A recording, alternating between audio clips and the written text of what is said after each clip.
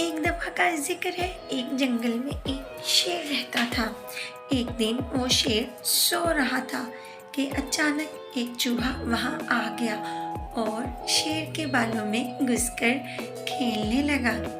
शेर की आँख खुल गई, उसने चूहे को पकड़ लिया।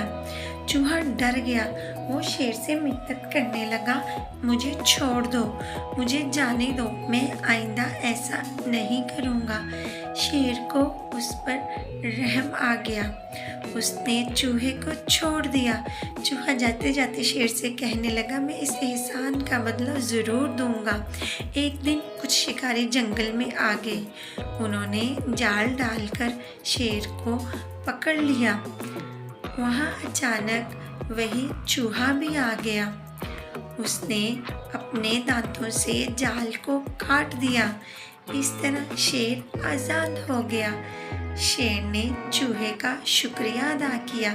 चूहे ने कहा, कोई बात नहीं, एक दिन आपने मेरी मदद की थी और आज मैंने आपकी मदद कर दी, इसमें शुक्रिया किस बात का।